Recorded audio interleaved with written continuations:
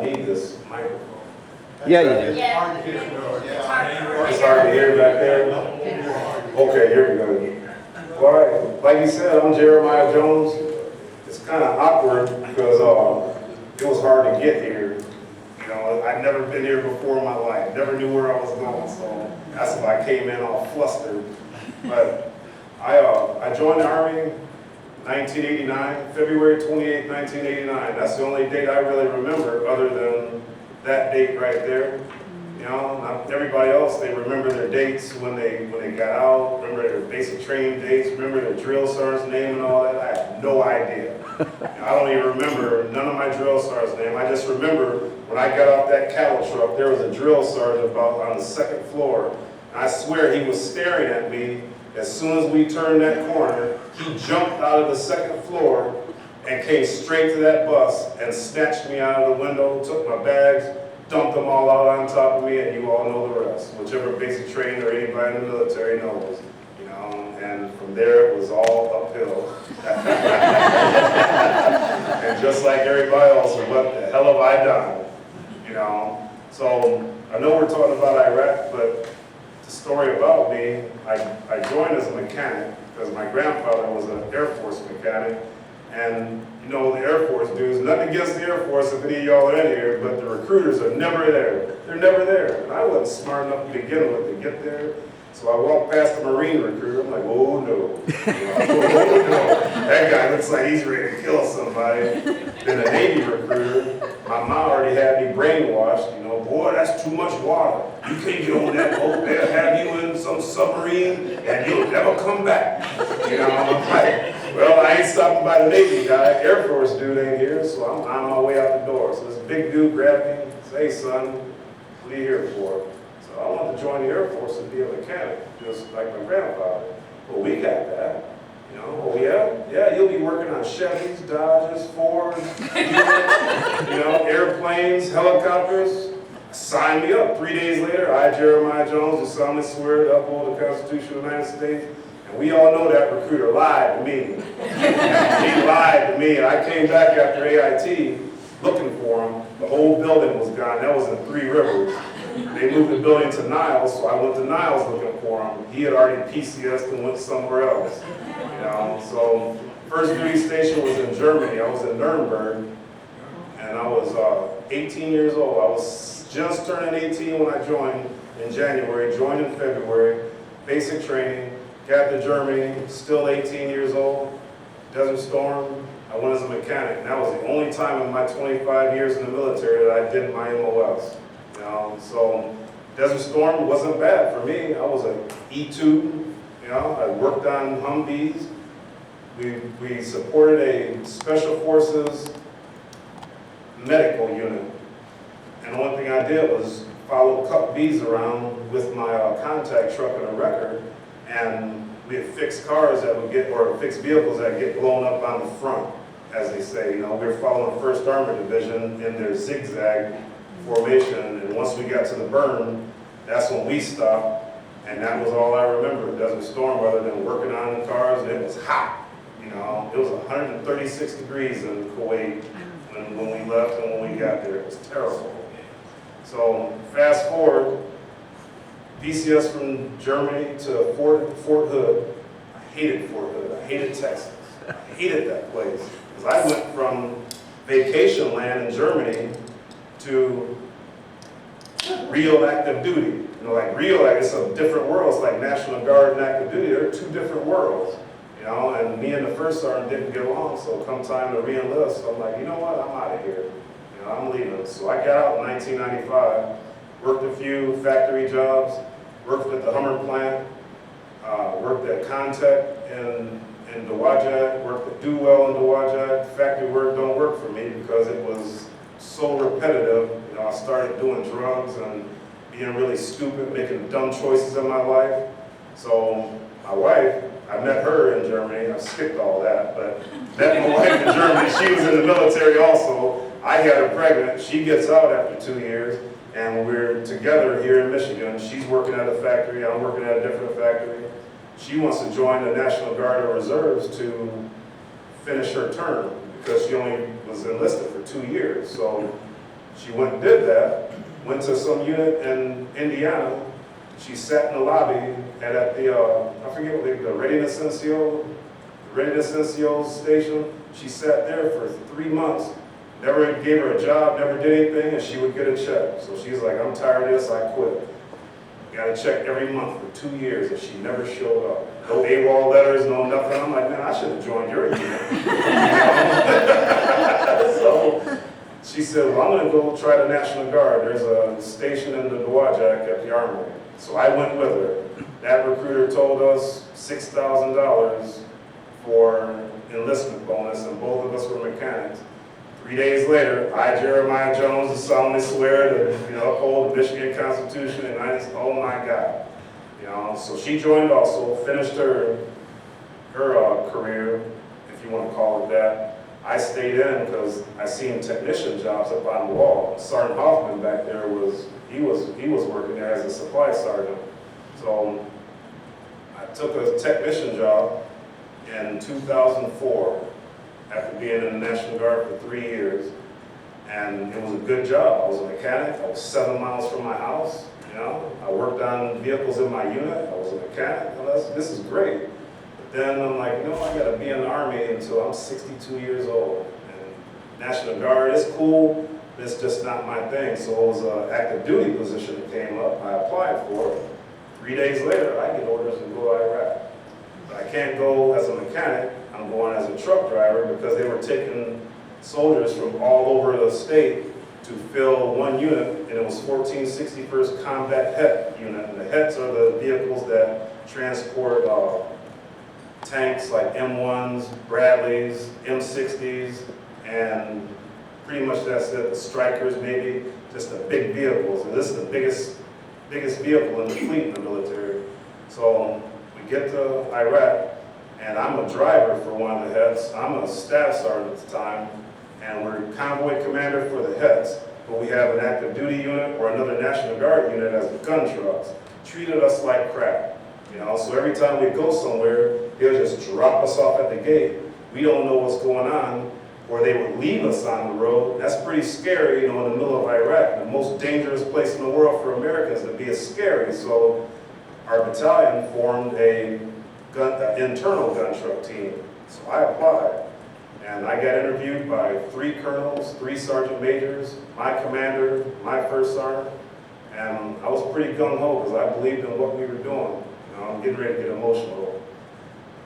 So, my first trip out the gate, boom! I was the first guy in our unit to get hit by an IED. It was 3 155 rounds, and it had soap. Because when we got blown up, you get hit, and you see all the dust and dirt, but I see this blue powder, and it smelled good. I'm like, this ain't supposed to smell good, it's a bomb. Our front tires were blown completely off, and my driver is like, what do we do, I'm like, keep going, keep driving. So finally, we couldn't go any further, and we were gonna get killed by all the bouncing around, so we stopped. They put soap. Instead of liquid soap to make napalm, they put powdered soap, and it was blue powder all over my truck. Little potholes all in the hood, potholes all in the windshield and the doors, and blue soap everywhere. So I'm like, oh my God. And my driver, he was a Marine, and he joined just to go to Iraq to get some action. Once we got out of the hospital, he was like, hey man, I'm good. Dude, we got a year left. We still got a year to go, so you're going to get your fill of adrenaline. So 11 more IEDs later, I'm sure I got a few concussions until we got to this one right here. So the story behind that is, usually I transport just our unit, but we were doing so well, and I had that job down pat, so well that we were getting requests from other battalions and other units, and we were getting close to our time that we were gonna, PCS, I guess, back home. So they were sending us on easy missions, and we had 80 vehicles, and we had a lead gun truck that's 1,000 meters in front of everybody. That's like the bird dog truck, and he drives, and he's going like maybe 3 miles an hour, and everybody, the driver, the gunner, and the TC, they're up against the windshield looking for ant trails, for bombs, tripwires, or potholes, or anything suspected as an ID. Then 1,000 meters behind that, we have a pace vehicle, and that keeps pace between that guy and the whole convoy. Then behind them, maybe since we had 80 vehicles, 20 vehicles later, we have another gun truck. 20 vehicles later, my truck, because I'm convoy commander, then 20 vehicles, then the rear gun truck. So we're going north out to Crip, because I was stationed at Camp Spiker, into Crip. Went to Route Tampa, we go north, and we get stopped maybe 15 minutes into the trip. And there were anti-tank mines in the other side of the road, because you have a two-way, and then there's dirt patch in the middle. Don't go in that dirt. You know, anybody's been in Iraq or Afghanistan, you don't go in the dirt because that's where it's easy for them to plant their IEDs. So we sit there and wait. It's 115 degrees, 130 or 140 in our trucks. We got all of our gear on. People out of this town called Beiji, if anybody, the younger guys here has been in Iraq, it's Beiji, they're coming out. They're jumping on the trucks, stealing our water, taking our food. You know, I'm calling Sheriff Net, Sheriff Net, Black Dragon 5. We need to go around this ID and get out of here because we got a lot of people jumping on our vehicles, they're harassing us, they're throwing rocks, negative, Black Dragon 5. All right, so all of a sudden, boom, boom, 2001, 2002, 2003, like Sheriff Net, we're getting mortared. They're walking them in. Well, keep counting. Once it gets down to one, then you all will give you permission to go around IED. But the deal is you don't go around IEDs because that's what the enemy wanted you to do. They'll plant a decoy, then you go around, then you get blown up by a bigger one. So boom, 2001, 2002, boom, good enough for me, Sheriff Net, I got one. Charlie Mike, Black Dragon 5, so we take off. About 10 more miles down the road, there's an intersection to the actual town called Beiji, and then we have to go around that town. It's called Hershey Bypass, and I forget what fob that's on this side, but I have to look at my map. So my lead gun truck is up there, and he says, Sergeant Jones, there's a white truck here, and the guy is really clean, and he looks suspicious. And if anybody's been in Iraq or Afghanistan or even seen the pictures, everything in Iraq is dirty. Everything is dirty, and the only time those people over there will get clean is when they're getting ready to go meet Allah, right? So that's what I suspect this guy was doing. So I told him, try to block him off or just hold up and I'll get there. I'm still 5 miles behind. So the convoy's going, I pull up, and we don't go in the dirt, but I tell everybody to move over to the right, and I haul tail, and I go up there. And just about the time we get up there, I see this rock. And there's a teardrop. I don't know if you can see it where the guy is that's got his head down in his head. Yeah, right there. That white truck. And that guard tower right there, there's a rock. It's a rock right over there, but in the road. And it's clean. I'm like, that rock ain't supposed to be there, man. But don't go in that dirt. Don't go around. Get that guy right there. So I call back to my second gun truck and say, hey man, when I make this curve and block off this intersection, come and get this guy. We're going to do a retinal scan, and we're going to brush his hands for gunpowder or IED explosives or something. He's like, roger that. So as soon as we turn, tell my driver again, watch out for that. Boom! Yeah, I got to wait for a second. So we get blown up. And things are going by in slow motion. It's just like the movies, I'm the only guy in our battalion that has a grenade, because I kind of procured it from another unit that was leaving out. I see that thing floating past me, and I'm like, oh God, please not like this, please don't let me die like this. So it goes by, and I see a light to my left. I'm like, my mom and dad were right. So back up. My dad's a preacher, my mother's a missionary, my grandmother's a missionary. I'm literally and figuratively and spiritually back then the black sheep of the family. My dad, before I left, he told me, Jeremiah, there's no atheists in the foxhole. I believe now, Lord, because I see you. Please don't let this hurt, because I see the light. I'm like, this is the light at the end of the tunnel. So the first thing that goes to my mind is, I should have been a better father. I should have been a better person. I'm going to die. I don't know what's after this. This is going to hurt. Oh my God, things are still going in slow motion. Where's my driver? Where's my gunner? It's just me by myself. So I see the ground coming up. The light's gone. The light was, when we hit the IED, was 3 anti-tank mines stacked up, 2 stacked up together, 1 on the side designed for us to blow up and over and just kill everybody, right? So when we hit it on the driver's side, the gunner, my driver, didn't combat lock his door to where he locked it from the inside, and it blew him out of the vehicle, and that light was the horizon and the sun because we were up in the air, and the guys behind me said the one thing they seen was a cloud of fire. My truck may be about 30 feet in the air, and you can see how big that cab is, and the rear of the truck was still there, but we're up. And as I come back down, I see the ground coming towards us. I'm like, oh, so I covered up. That's all I remember. So then I woke up, I'm still alive, all right. But my body was going down and to the right. I'm like, oh boy, this ain't good. I yell out to my driver, Shred, yeah, you okay? Yeah, I think I broke my leg. My gunner, he's behind me somewhere. I've got ammo all over me, MREs, water. There's still the smoke that's coming around, dust. And I said, Patrick, you good? All right, you're alive, I'm messed up. I gotta watch my language. I'm really messed up here. So, men, what did I grab first to make sure it worked? Because my body went down and to the right. My back is broke. I'm like, this ain't cool. So I grabbed and squeezed and grabbed and squeezed, and I can't feel nothing. I start kicking my legs, but my legs are flopping like this and clenching up, going like that. But I'm kicking them this way. I'm like, I can feel my legs, but I can't feel this. What's going on here? So I grabbed some more. I really crank on them this time. Oh, this ain't good. Patrick, you good? Charette, yeah, I'm still good. QRF is on the way. And that's when somebody were taking pictures around, because back then, if you didn't get pictures of your IED, you didn't get a Purple Heart, you didn't get a combat action badge, no proof, no nothing. That's just how the president and Congress was at the time. It was stupid.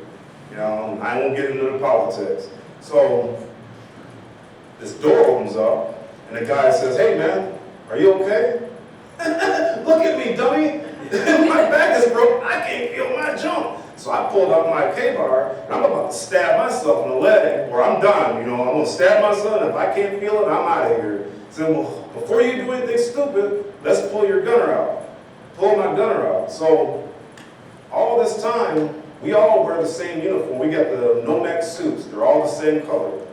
Guess whose junk I was grabbing the whole time?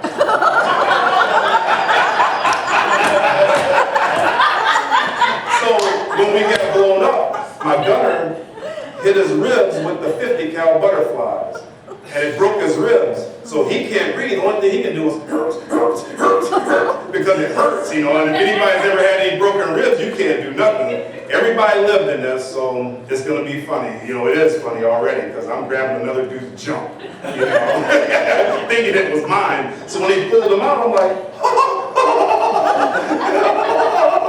there I am. Oh my God, yes, I'm all intact. Yes, thank you, I believe now, So they pull him out. We get medevac. I tried to find the pictures, and I've got a video of it, we threw yellow smoke.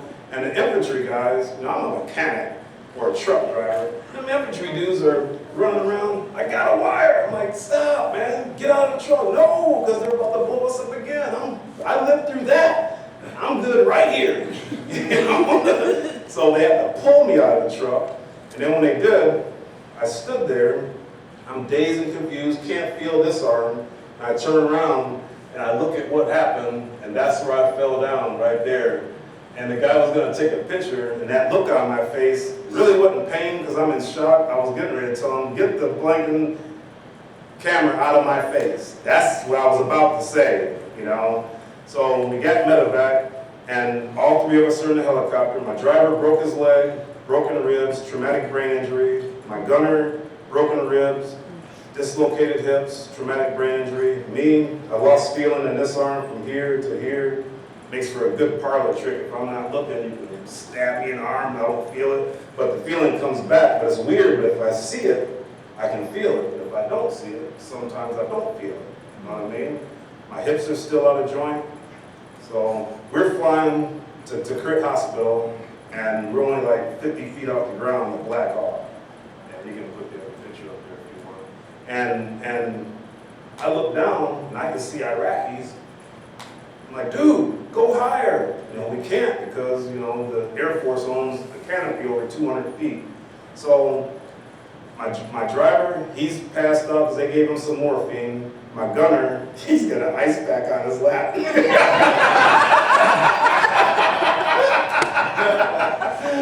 I'm sitting on my helmet because I seen a video or something of some guy that got shot through the floor of a helicopter, so I'm sitting on my Kevlar so I don't get shot in the ass, you know. And we get to the hospital, I call my dad, you know, and I told him, you know, Dad, we're alive, you know, don't have time to call everybody. Let my mom know, let my wife know, let my kids know I'm still here, but I think my road days are over. So the guy that took that picture, oh, it's all good, man. The guy that took that picture is Staff Sergeant Matthew Soper. Not that picture there, but the picture of me sitting on the ground. They did a follow-up mission about 3 weeks later. I couldn't walk. You know, I was buff in that picture too. Man, I was strong. But anyway, they did a follow-up mission 3 weeks later, and I always told that guy, keep your head down, man. Keep your head down. Stop being in a turret looking for IEDs and showing off. So 3 weeks later, he got an IED smaller than mine, and it killed him.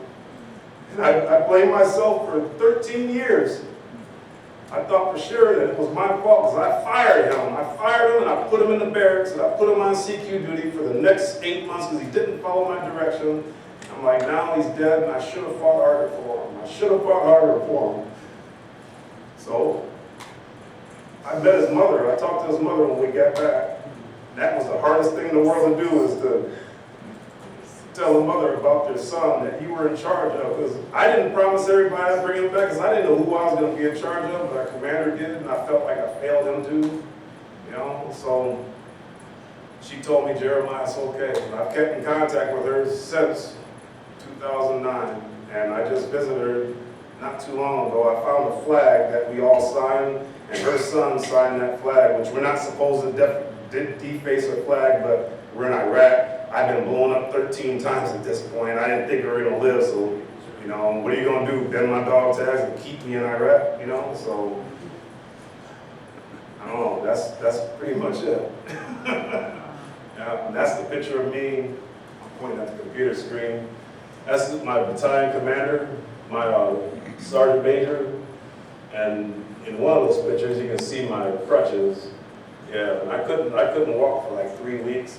And then when we got back to the States, you know, I went to the VA, you know, and they said, you can get a discharge right now and you can get out and all that, but I had 12 years in at the time. And I'm like, you know, I only got 8 more years.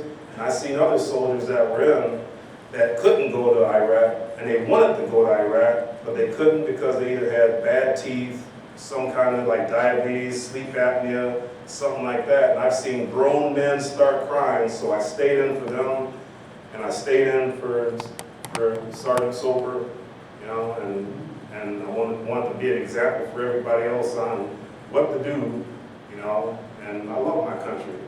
Give a damn who the president is at any given point, I still love my country. Every time I get off that airplane, I kiss the ground. I love the country, I love Michigan. You know, and I would do it all over again, you know. So, already any questions? That's all I have. How did you spend your last 8 years in the service? When I got back from, oh, that's a big deal. I'm glad you asked that. when I got back from Iraq, in the National Guard, I was active duty National Guard. I worked for the Guard and Reserves. I left from being a truck driver, and I went to Camp Ravenna, Ohio to be a combat engineer, you know, where you blow up things, you know, you get C4, det cord, shape charges, you know, and mine hounds looking for IEDs. I'm like, I'm good at that. You know, I got blown 13 times, I can find an IED. Graduated from that school and joined a unit in Kalamazoo, 507th Engineers, and I was in the FSC as a mechanic, but they needed an E7 at the time. I was an E7. I went to battalion as a training NCO, and we went to Afghanistan in 2012, 2013, and some of the guys that I went to Iraq with, they wouldn't let me go on the road in Afghanistan because they were right. I was going to go get paybacks. Even though it's a completely different country, completely different tribe, the Sunnis, Shiites, and all them other people, I was going out there and I was going to do something stupid. So they kept me. You can keep going, it's real. Yeah. We got time. Okay. And they kept me in the top, and I was the battle sergeant. You know, it sounds real cool. The only thing I was in charge of the top. What's the top? Tactical Operations Center. It's civilian. Oh, it is. Oh, okay. Yeah. I thought everybody was military or something. You all do. So I did that, and we only stayed there for 9 months. Desert Storm was 9 months. Iraq was a year and some change. And then Afghanistan was 9 months. And I came back from Afghanistan. I stayed in Kalamazoo for a while. Got in a fight with this stupid commander, Captain Corner. Remember Corner Hoffman? Oh yeah, me and him went to blows as I'm an E7. He's a captain, and he'll probably hear about this now. But he knows. You know, he came in and spit in my trash can. I'm the armory manager, and me and him had some words. Next thing you know, like, ain't nobody here but me and you. You know, so I had to leave. So my sergeant major, or my first sergeant from Iraq, he's now the post sergeant major for Fort Custer. So I asked him, like, dude, I got to get out of 507th in Kalamazoo because I'm about to get kicked out, about to get busted because I just got in a fight with this captain that's getting ready to be a major. You know, so they took me and put me in as a senior leader instructor. I taught senior leadership, advanced leadership, combatives, basic mechanics. I was a master of fitness because I still worked out because I had to. Because if I don't, my hips will go out of joint, it hurts. And recovery. We did Hotel 8. Hotel 8 is just an acronym for if somebody gets blown up. I teach soldiers how to pull security, recover the vehicle, get all of the sensitive items, and then we get out of town. So I did that, and I retired in 2020. About 2018, I started getting part-time jobs. Maybe 2015, because we had, in the engineer unit, we had firefighters that would volunteer for the community. I'm chicken shit to be a firefighter. I would go into a building with guys full of guns, but I won't go into a burning building. I'm terrified of that. So I joined the sheriff department as a reserve, you know, as a volunteer sheriff deputy. Battalion found out about it. I had to go to the general. I fought for it. He let me retain it because I said, you got volunteer firemen. Why can't I be volunteer police? So I did that at the same time. Then I did prisoner transport, and as long as it didn't conflict with my military duty, I was good. And I prisoner transport, I was on the road on the weekends. I did almost every weekend because I love the adrenaline. You know, I missed that adrenaline from being on the road in Iraq. It was great. Then I worked basketball games and football games, and all the guys from my past, they see me in uniform, like, dude, does that feel funny? I'm like, hey, I just really got caught, you know, with my dirt, because I should not have been a cop. I should not have been a cop. And I passed the lie detector test and the background check, so. So I did that. Then I started making knives, and my sheriff department, go back to that, they weren't getting any funding, so I couldn't do the road as much as I wanted to, and I asked them, who's in charge of that? They said, well, it's the finance director, and she's controlled by the county commissioners. Really? So I'm going to run for that position when I retired. It was just coming up on election season. August 5th is the primary, and I retired in, I think, August 15th of 2020. So I started campaigning. I violated the Hatch Act because I wanted that job, and I won. Yeah, and I won. And as soon as I won, 5 days later, I was out of the military. No more Hatch Act, can't do nothing to me, So I'm on my 3rd term as county commissioner, and I'm 3 years in a row of being chair of the board.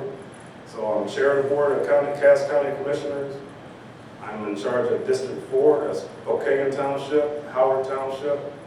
I'm on 3 committees. I'm chair of the board of Van Buren Cass Health Department and a few other boards. I'm a professional knife maker. I'm a deacon in my church. Don't judge me on my language, please. I call myself the biblical Peter. He cursed, So I'm a deacon with the Masons in Dowagiac, and I have a farm. And I'm a code enforcement officer, and I'm zoning administrator for Ontoa and Edwardsburg. I have to stay busy, because if I don't, I'll drink too much, I'll think bad things. And when I talk to other people, I tell them, pick something that's important to you, which was my kids at the time, but now it's my grandchildren. I built on that, and I stay as busy as possible with all the above to keep out of trouble and stay here for everybody else. That was terrible. Thank God I lived. You got a question in there? Yes, sir. If you were put in charge of helping soldiers when they were done with their tour of duty, wherever it was, do you have any suggestions for how to follow through on soldiers, whether it's counseling, helping them, Yeah. making sure it's just not Yeah. so much? And how was that? How did that go? Could it have been better? Do you think they could? I've done it. Yeah, I've done it. I've talked to a few soldiers off the ledges before that they've called me where I've heard that they were going to commit suicide. And the first thing I do is just like they trained us in the military, you go and ask them directly, hey man, you going to kill yourself? And they're like, what? Yeah, I really think you're going to do it, man, so don't do that. And then after that, I tell them to pick something like I did. Pick something as small as it could be. Anything that's worth living for. Anything that's worth waking up the next day for. Anything. Take that and use it as your reason. Mine at the time was my kids and my fear of death. My fear of, it sounds stupid, but I'm terrified of dying, and what's coming after. So, too chicken shit, I'm too chicken. So do that, sir. How do you get in touch with these people who needed help? People will call me and let me know. Because down in my area, not bragging or nothing, it's stupid, but I'm pretty popular. And I've talked like this several times, and people just reach out to me, and it ain't hard to get a hold of me. And if anybody out there has anybody that needs to be talked to, give them my cell phone number, 574-532-6878. One more time? 574-532-6878. I always answer my phone, and I've been there, So, haven't had nobody kill themselves yet, thank God, because that would be devastating, devastating. I've had plenty of soldiers get in accidents, died of COVID, died of cancer, motorcycle accidents, but never none that I had in my charge that killed themselves. Anybody else? Yes, sir. Commissioner, I appreciate what you're doing at Don't Cass. call me commissioner, man. I'm calling, Julia works for Mark, so I'm calling you commissioner out of respect. All right, I appreciate But it. I've heard a lot about your life over the last couple of years. Never got to meet you, and it's a real honor. And just for everybody here, what you're saying is actually true. You found those priorities within our county. People know about what you just said. You're available to veterans. Yeah, You're volunteering. You've been Yeah. great knives. So you're doing these things that are purposeful. yeah. And that's why you can tell veterans, in my opinion, hey, get this mission. You Get can show them this. by example that you have this Yeah. mission. And So, making knives, I've got a shop just like that stupid show, Forged in the Fire. I hate that show because it's just like us watching military shows or cops watching cops. yeah. it's all fake drama. Right. But I make knives and I have soldiers come over and kids and people of all walks of life come over and we make railroad spike knives. When I find out it's a soldier, I just tell them, hey man, don't Chris Kyle me. Don't shoot me like they did Chris Kyle. Don't Chris Kyle me. Yeah. You come in and you can make a knife and you'll go home with one. I have a railroad spike. So I also do that. Thanks for reminding me. Thank you. Because I'm still nervous, believe it or not. Yeah. And I might forget some things. Yeah. Anybody else? Now, I'm gonna butt in here. You talk about that adrenaline. Yes. Everybody who felt that adrenaline, raise your hand. You've been there. It's addictive. You've been there.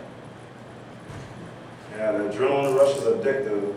Now, not so much. I'm getting older, but it hurts now. The things I used to be able to do, I can still do it, but it takes me like a month to recover from it. Yeah, sure. And I tell people, it sucks getting old, but it's great being old because the alternative is terrifying to me, Yeah. Anybody else? Did your wife get to finish her military? Yes, ma'am, she did. My wife, the question is, did my wife finish? She did 4 years in the National Guard, and we're in the same unit together. And then before I went technician full-time, worked at the same factory, same hours, same line for like 5 years. And me and my wife have been married 33 years, believe it or not, And I'm not an easy guy to live with. She deserves an award herself, just for putting up with me. Because I'm not easy. I have my days, where I'll just go off on a tangent, mad at the world. This ain't working right. They're not doing what I tell them to. And Sergeant Jones and Commissioner Jones, it's terrible because I can't make the other commissioners do. I want to have a formation in the morning. I want to have PT. I want PT. I want inspections. Some of the people are coming here. I'm like, what did you do? Shine your shoes with a candy bar? But I can't talk. I don't tie my shoes. And I got in trouble one time. I got put on the news. I had a purple checkered flannel shirt with my sleeve cut off. I just got done with a class, did my chores with my cows, had a special commissioner meeting. Channel 16 is there. Oh, great. How dare you wear that? You represent all of us. I'm like, I didn't know the news was going to be here, man, if I would have dressed differently. But I don't, this is about as fancy as you'll see me because that other stuff is fake. I hate fake. I hate it. I'm the same person here. It's the same person I'm at home. Same person I'm at commissioner chambers. Same person when I'm on the news. Only time I'm kind of different is when I'm in church. And I gotta watch my language, but everybody knows in church. They know I drink beer, not excessively, and I curse. I'm like, I'm working on all that. And I'm hooked on this nicotine gum. So I tell them, don't you judge. The Bible says you expose me. Did any of your children go in the military? Yes, ma'am. The question was, any of my children joined the military? I have 2 sons, really 2.5, because my nephew, I helped raise him and he's named after me, and a daughter, 34, 32, 31, and my daughter's 27. So my one son, he lives in Germany with my ex-wife. After 33 years of this wife, I actually had an ex-wife. This is my second one. He lives in Germany, and he works at Blaupunkt. It's Blue Point. They do electronics like Hitachi and all that. My other son and my nephew, they looked up to me as being in the military because my dad was in the military, my uncle was in the military, my aunt, my grandfather. We're a military family, so they want to beat me. I'm always the guy in the room to beat. I'm in the Army, so they joined the Marines. And I said, if you join the Marines, you win. So they did. I was a county cop. One of them went to be state police, but he didn't make it because he got crushed under a tugboat on the Air Force side of the Marine base on the West Coast. So it broke his Achilles tendon and smashed his hip. So his left hip is bad, my right hip is bad. And I told him, man, we walk together. my nephew, who I call my son, his name is Justin. I'm Jeremiah Justin. He's Justin Jones. He had a mental breakdown when my dad died and did some stupid things. So he can't go to state police anymore, but he owns a $2 million doggy daycare in Texas, in Dallas, Fort Worth. It's called Hound Town. Him and my sister run it. So they're all doing well. My daughter, she never joined the military. She was a prison guard and a sergeant at Westville Prison, an all-male prison.